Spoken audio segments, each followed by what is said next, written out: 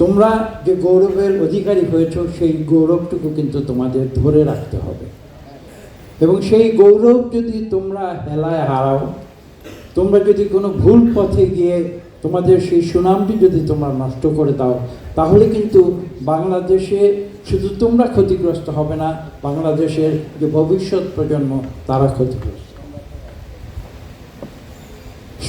প্রাচীন সংস্কৃতি একটি কথা আছে, ছাত্রনং অধ্যয়ন তপ, অর্থাৎ লেখাপড়া করাটা তোমাদের কাছে তপস্যা।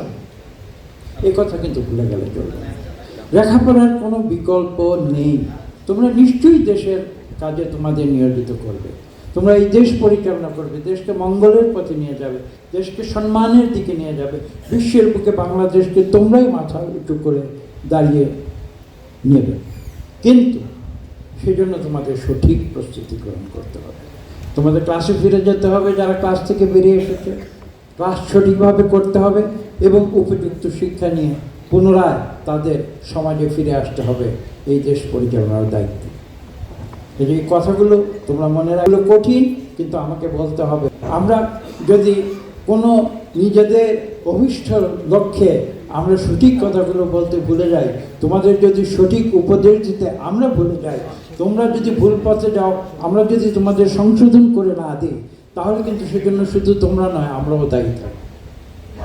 এবং সে কথা কিন্তু তোমাদেরও মনে রাখতে হবে। আমি বক্তব্য দীর্ঘ করব না, আমার মনে হয় যে কথাগুলো বলা প্রয়োজন ছিল, আমি সেই কথাগুলো বলছি। এই কথাগুলো শুধু কিন্তু আমি এই কক্ষের ভিতরে যে ছাত্রছাত্রীরা যারা আজকে গৌরবের সঙ্গে মেডেল পেয়েছে, সার্টিফিকেট পেয়েছে, শুধু তাদের জন্য বলছি না। সারা বাংলাদেশে 18 কোটি মানুষ, সেখানে যে কোটি কোটি ছাত্ররা রয়েছে, আমি কিন্তু এই কথাগুলো সবার উদ্দেশ্যে বলছি। আমি সাংবাদিকদের কাছে আমি আবেদন জানাবো, আপনারা এই সঠিক বক্তব্যগুলো বাংলাদেশের তরুণ সমাজের কাছে, ছাত্র সমাজের কাছে আপনারা মিডিয়ার মাধ্যমে পৌঁছে দিন। কারণ মিডিয়া হচ্ছে আজকের যুগে অত্যন্ত শক্তিশালী মাধ্যম, এবং আপনারাই পারেন কোটি কোটি মানুষকে উদ্বুদ্ধ করতে, এবং এখানে সাহস করে কিন্তু সত্য কথাটি বলতে হবে। আমার কোনো চাওয়া পাওয়া নেই, আমরা এই দেশ পরিচালনা করেছি, একসময় দায়িত্ব জনগণ আমাদের দিয়েছিল।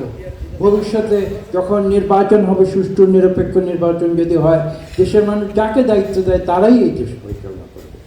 ছাত্রদের যখন দায়িত্ব দেবে, তখন ছাত্ররা এই দেশ পরিচালনা করবে। তো তার জন্য আমি যেটা বলেছি, ছাত্রদের সঠিক প্রস্তুতি নিতে হবে। কঠিন দায়িত্ব নিয়ে সেখানে যদি ব্যর্থ হয়, তাহলে তার ফলশ্রুতিতে কিন্তু তোমরাই শুধু ব্যর্থ হবে না, বাংলাদেশের 18 কোটি মানুষ ব্যর্থ হবে, বাংলাদেশ ব্যর্থ হবে।